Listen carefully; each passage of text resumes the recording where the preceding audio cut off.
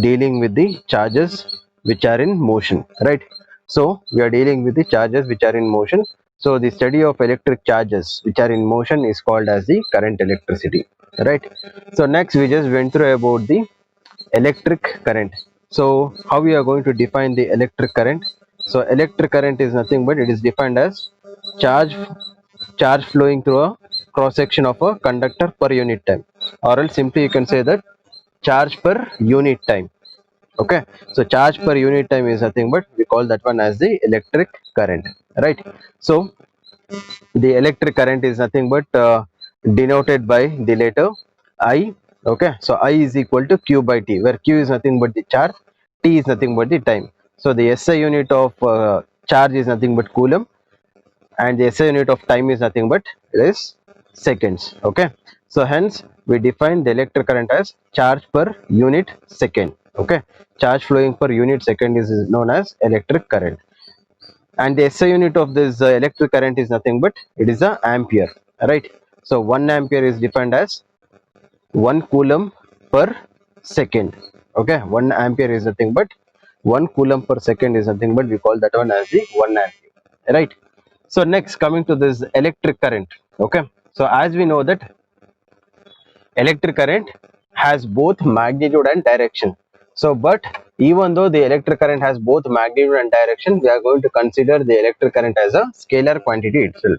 So because I have said the reason why is that we call the electric current, we are going to consider the electric current as a scalar quantity, because to add the magnitude, to add the values of the electric current, we are going to make use of the normal algebra. Okay, we are going to make use of the simple algebra. We are not going to make use of this law of vector addition. Okay, so hence we say that since we are going to make use of only this vector, I mean the simple algebra to add the current, so hence we say that the electric current is a scalar quantity. Okay, so next, coming to this current density. What is current density? Current density is nothing but amount of charge flowing per second. Okay, amount of charge flowing per second through a unit area. Okay, only the thing what you are going to add is that is the amount of current flowing per second through the unit area. Okay, unit area is nothing but where the area comes out to be as 1 meter square. Okay, so and one more thing, in addition to that, you need to say that the conductor, okay, should be always perpendicular to the flow of charge. Okay, always the electric charge should be parallel to the conductor. Okay, so that is called as current density. So this current density is denoted by the letter J. Okay, J is equal to I by A. Okay, where I denotes the electric current divided by A is nothing but area. Okay, so current per unit area is called as current density. So current density is a vector quantity, and the direction of this current density is same as that of the direction of electric current. So the SI unit comes out to be as ampere per meter square. Okay, so this is regarding the current density. So next, coming to this electric current in a metallic conductor. So as you know that in a conductor, when you take, you have so many atoms. So and coming to this valence electron. Okay, so valence electrons, as you know that valence electrons are not firmly bound to the nucleus, so hence these valence electrons are free to move inside the conductor. So these valence electrons will be moving in a random direction inside the conductor. While moving in a random direction, one of the electron may collide with the another electron, and in addition to that, there is a chances of these electrons getting collide with the walls of the conductor. So hence, when you take the, or when you calculate the average thermal velocity of this electrons, it comes out to be as 0, since the thermal velocity, average thermal velocity of electrons comes out to be as 0, so electric current will also be equal to 0. Okay, so once you apply the electric field, okay, once you applied the electric field, what happens? So all the electrons get drifted. Okay, starts to move in a single direction. All the electrons starts to drift in a single direction. So due to that, what happens? we say that there is a current flowing in a conductor. Okay, so the current is not equal to 0. Okay, so before applying the electric field, the current is equal to 0. Once you apply the electric field, the current is not equal to 0. Okay, so this is regarding the electric current in a metallic conductor, right? I think till here we discussed in the last class. Do you have any doubts regarding this topics? Any doubts, students? In case if you have any doubts, you can ask, or else we will move to the next topic.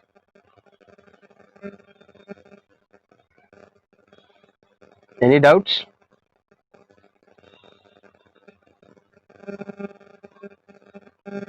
Okay, fine. So see here, next coming to the Ohm's law. Okay, so Ohm's law statement is important. There is a chances of asking this statement for 1 or 2 marks. Okay, so here, let us say that, I mean, we shall start with the statement of this Ohm's law.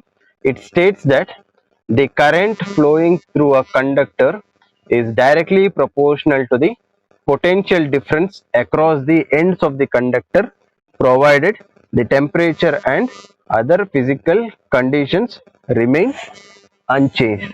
Okay, so it is said that the current flowing through a conductor is directly proportional to the potential difference across the ends of the conductor. So provided that the condition should be the temperature and other physical quantities should remain unchanged.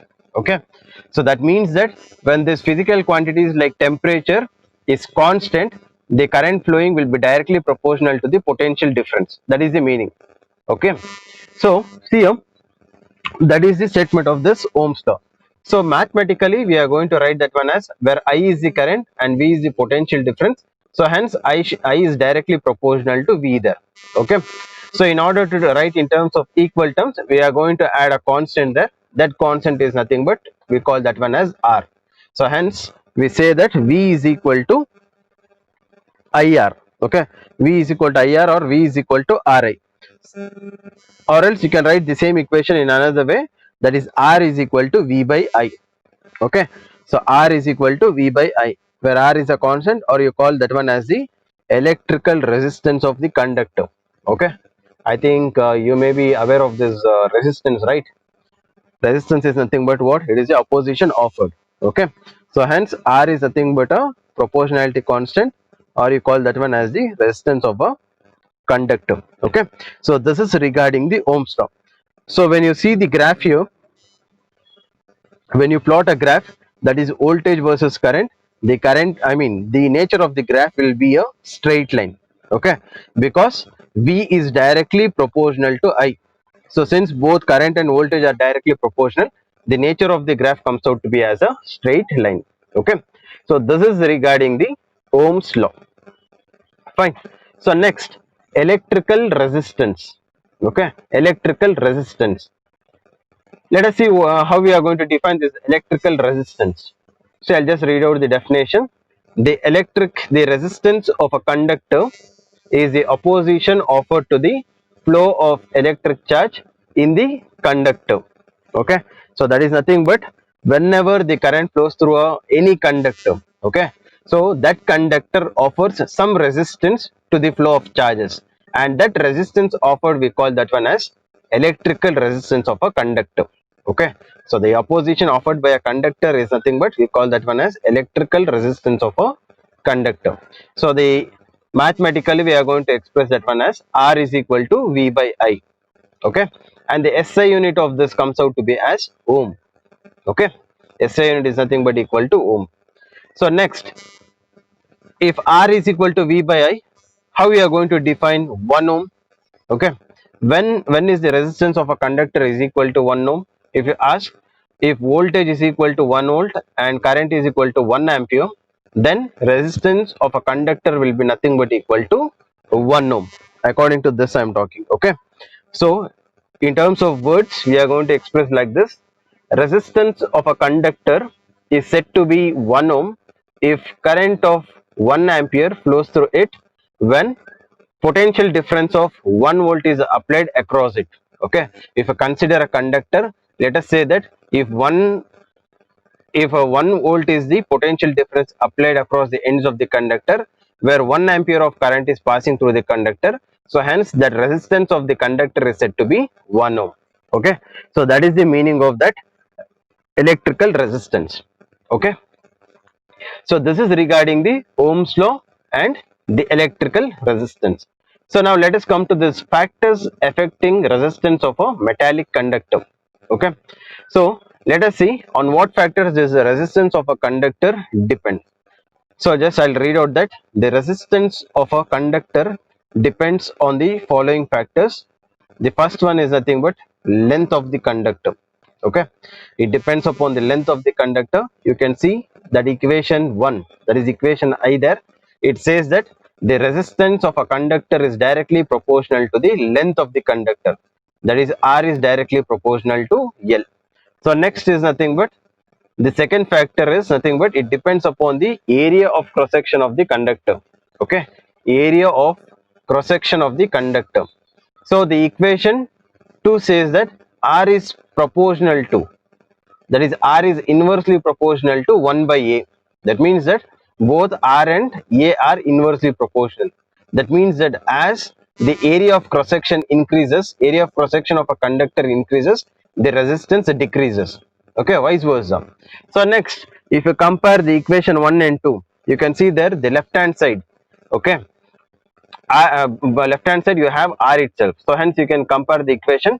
So hence clubbing those equation 1 and 2, you can write R is proportional to L by A. That is R is directly proportional to L and R is inversely proportional to A. Okay, so this is the step I am talking. Or since it is expressed in terms of proportionality, so if you want to express in terms of equal terms, so you need to add a constant there. Okay, so that constant we call that one as specific resistance or electrical resistivity. Okay, so we call that one as specific resistance or electrical resistivity we call. So hence this equation is nothing but R is equal to rho into L by A. R is equal to rho into L by A, where rho is a constant. We call that one as specific resistance or electrical resistivity. Okay, so in this equation you can see that R is equal to rho L by A. So let us consider the condition there. If A is equal to 1, okay, if the area of cross section of a conductor is equal to 1 and the length of the conductor is nothing but equal to 1 meter, let us say. If that is the case, R will be nothing but equal to rho. Okay, so what is R? R is nothing but resistance. What is rho? Rho is nothing but the resistivity. Okay, so if you ask what is the difference between this resistance and resistivity, so the answer is in the next step. Just go through that. The resistivity of a material is defined as numerically equal to the resistance of a conductor of that material having unit length and unit area of cross section. Okay, so here the only difference between this resistance and the resistivity of a conductor is the thing, but whenever you talk about the resistance, you are not worried about the length, you are not worried about the area of cross section.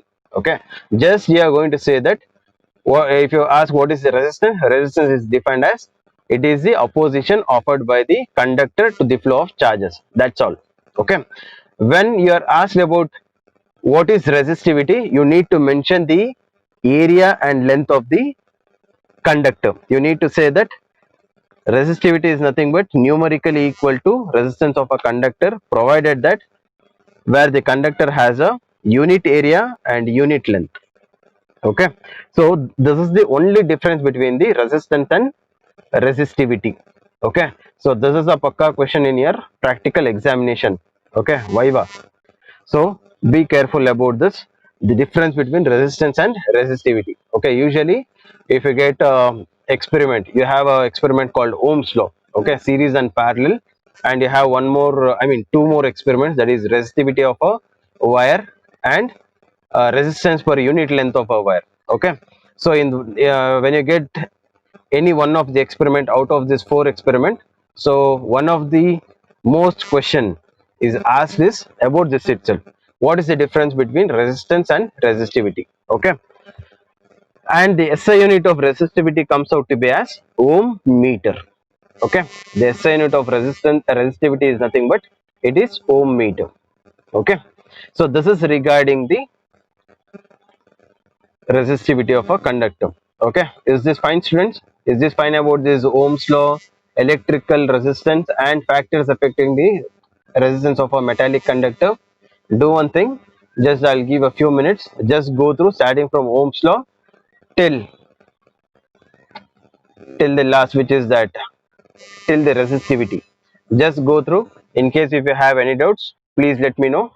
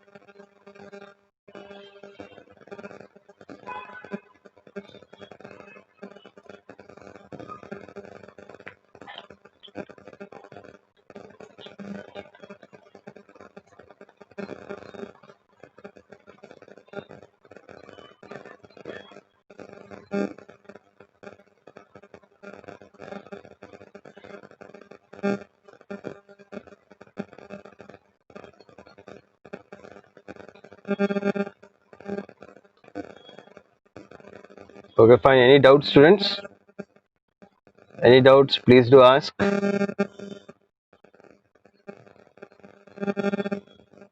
Shall we move to the next topic? Have you followed?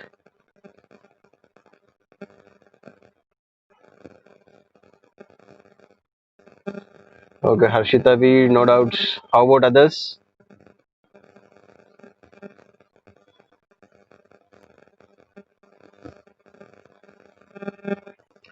Okay, fine.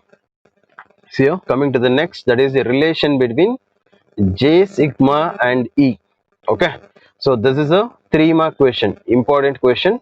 So this relation between J sigma and E is asked for 3 marks. Okay, so see here, relation between J sigma and E.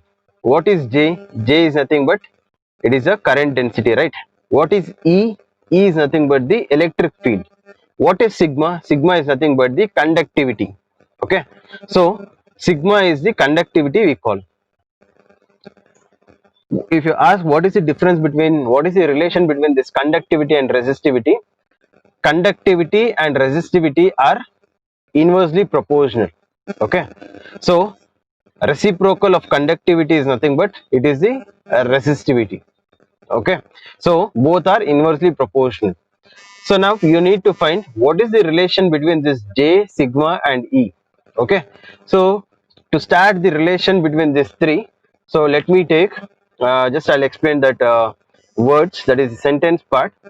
If E is the magnitude of the uniform electric field in the conductor whose length is L and V is the potential difference across its ends, this causes an electric current I through the conductor.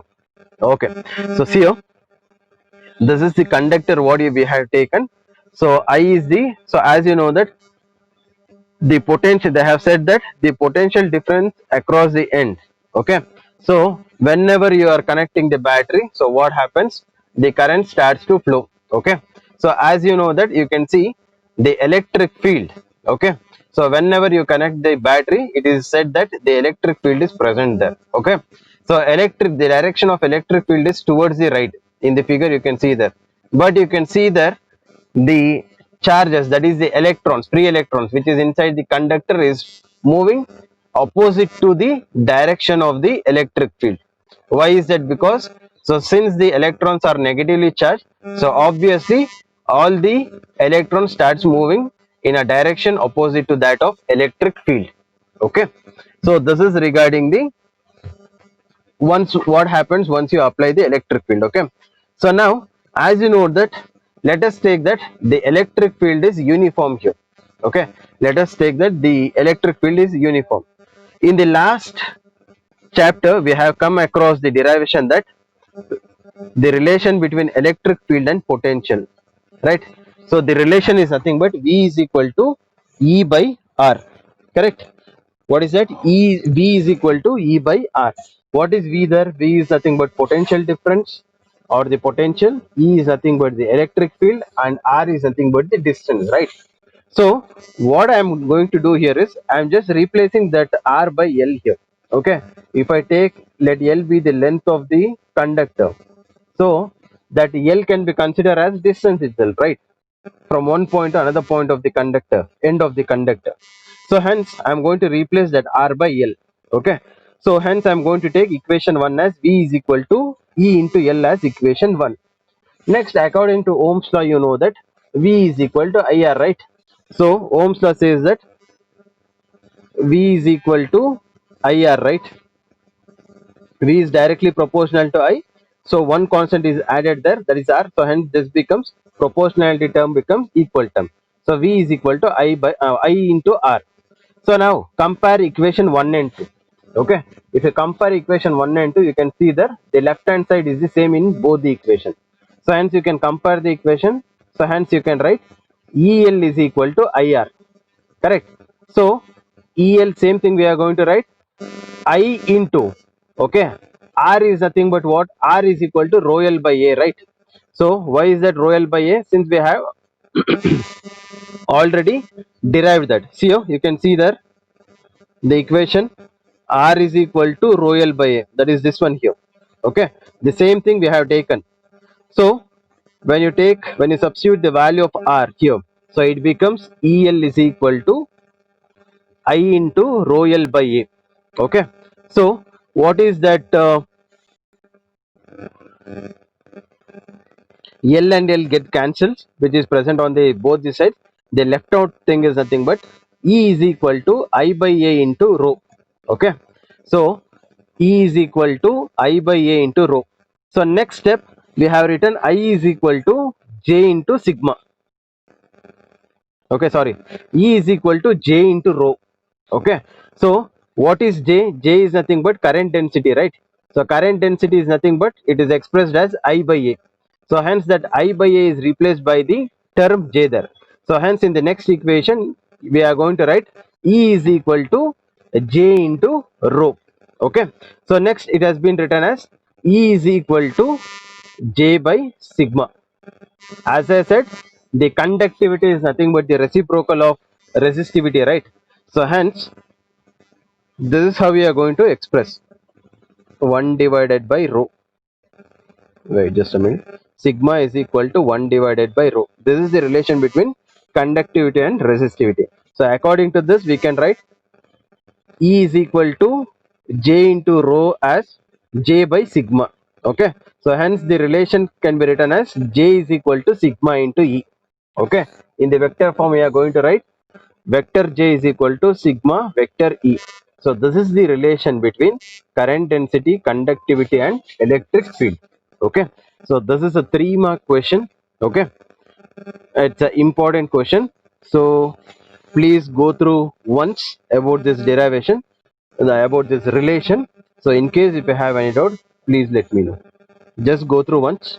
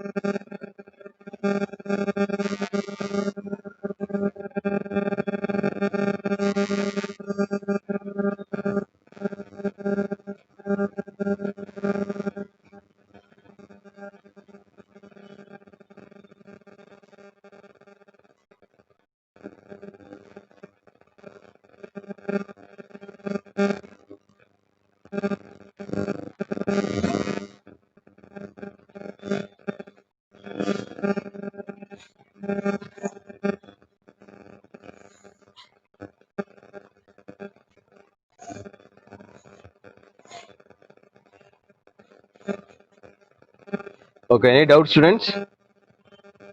So any doubts, please do ask.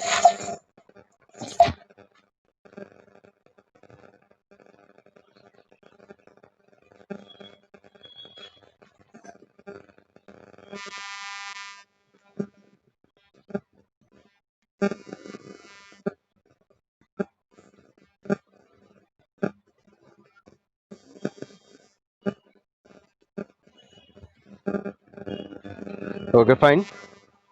So next, coming to this drift velocity. Okay, so see here, just I'll read out that lines what they have given, then I'll explain the thing what is that. Okay, see here, in a metal conductor the free electrons move randomly at room temperature. In any portion of the conductor, the flow of the flow of electrons is so oriented that the average thermal velocity of total number of free electrons in a conductor is zero. That is expressed as U average is equal to U1 plus U2 plus U3 up to Un divided by N, that is nothing but equal to 0, where U1, U2, U3 up to Un are the thermal velocities of free electrons, and N is the total number of free electrons. When an electric field is applied across the conductor, the free electrons accelerate in a direction opposite to the direction of applied field as shown in figure E. Due to this, Due to this acceleration, the electrons gain extra velocity, but for a short time, because the accelerated electrons collide with other free electrons or the ions in the conductor, and during this collision, the extra velocity gained is destroyed.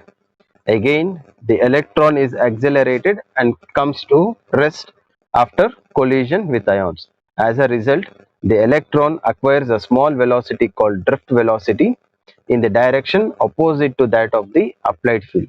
This flow of electrons constitute an electric current. Okay, so see here, it is very simple. When you take a metal conductor, as you know that there are so many free electrons, right? So as I have said, since these free electrons keep uh, moving in a random direction, so what happens when you take a average velocity of these electrons, the average velocity of the electron comes out to be as 0.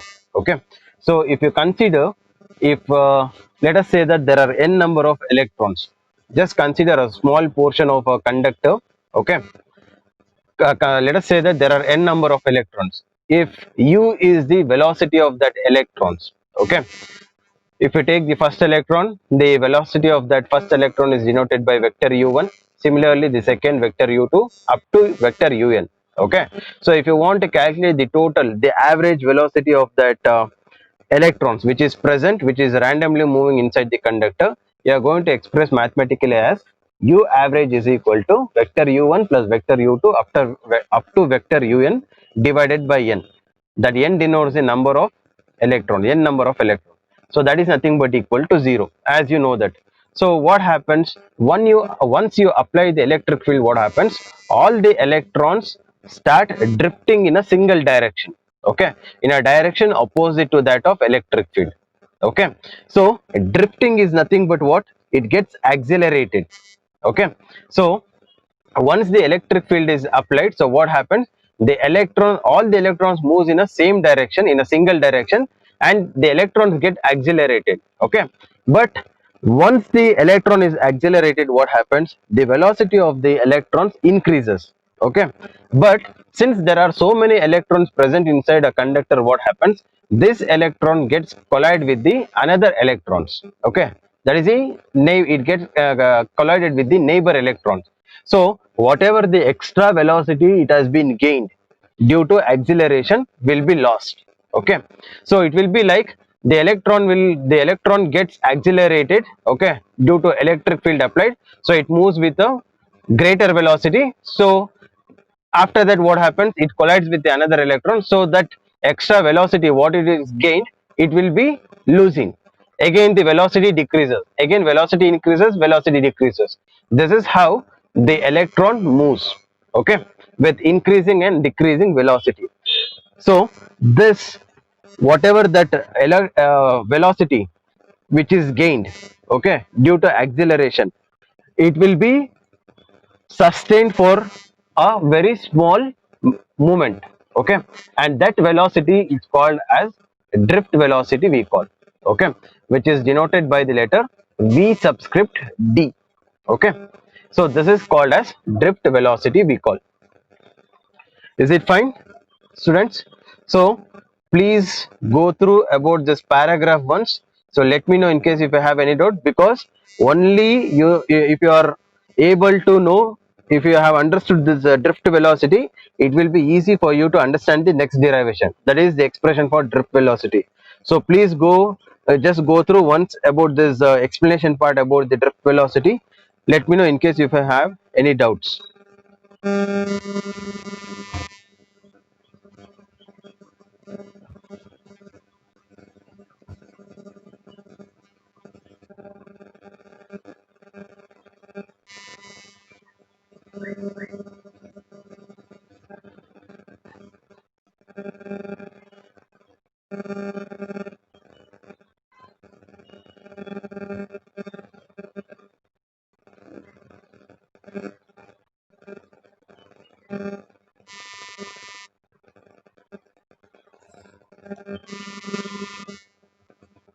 Any doubts, students?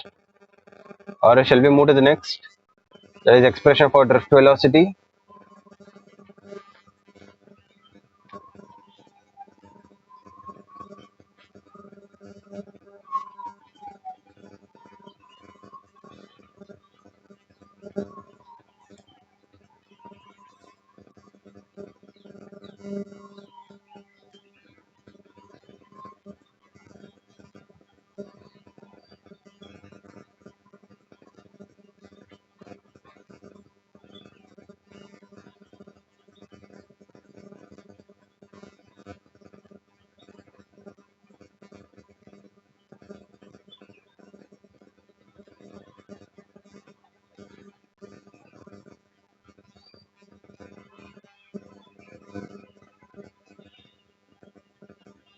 Okay, fine.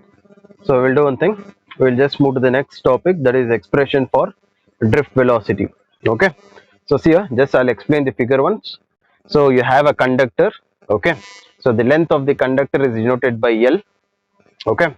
And that area of cross section of the conductor is denoted by A. And you have connected a battery. Okay. Which has a potential difference of V, and I is the current flowing through a conductor. Okay. So applying the battery, connecting the battery to the electric field, nothing but, connecting the battery to the conductor itself is nothing but, we are going to say that the electric field is applied. Okay, one and the same thing. So you can see the electric field direction is towards the right side. Okay, and the direction of electron is towards the left side. Okay, you can see that. So see you, the derivation of this, that is the expression for drift velocity, is nothing but, you can see there. I'll just explain in simple words. Okay, since we have left out with only few minutes.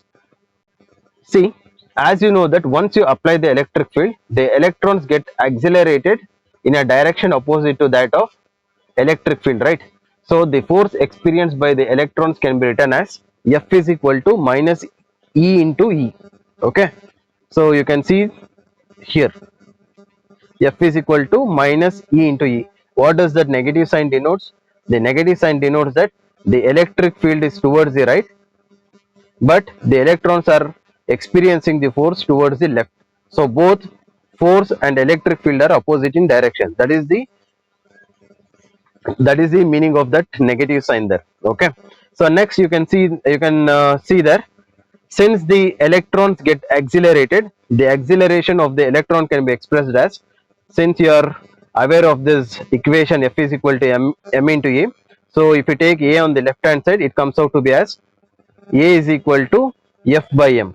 Okay. So this is the acceleration. Okay. Acceleration of the electron. So next, so if you substitute the value of F in equation this one, just a minute. Okay, so this is the equation, that is A is equal to F by m. If I substitute the value of F in this equation, the value of that A comes out to be as A is equal to minus E into E divided by m. Okay, A is equal to minus E into E divided by m, where small e denotes the electron, capital E denotes the electric field, m denotes the mass of the electron, and A denotes the acceleration of an electron, and that negative sign denotes both the electric field and force experienced by the electrons are opposite in direction. Okay, so this is nothing but the expression for acceleration of an electron. Okay, so next it is said that this acceleration lasts for a short time and it is interrupted when the accelerated electron collides with vibrating ions of the conductor. This small interval of time between two successive collisions between electron and an ion in the conductor is called relaxation time or mean free time. Okay, so see here, ions are nothing but it is a positive charge. Okay, positive charge which is present inside a conductor. So since this electron which is moving randomly, what happens, it collides with another electron. Similarly, it collides with the walls of the conductor. In addition to that, it collides with the ions which is present inside the conductor. Okay, the time interval where the electron, before colliding with the ion, the distance whatever it is traveled in a short interval of time, we call that one as the relaxation time or mean free time we call. Okay, the distance traveled by an electron before colliding with the another electron or the ion, we call that one as the that time interval as the relaxation time or mean free time we call. Okay, so that is regarding the relaxation time or mean free time. So we will do one thing, so the rest half of the derivation we will complete in the next class. Okay, so you do one thing, just go through whatever the topics we have done with today. So in case if you have any doubts, please let me know in the next class at the beginning itself.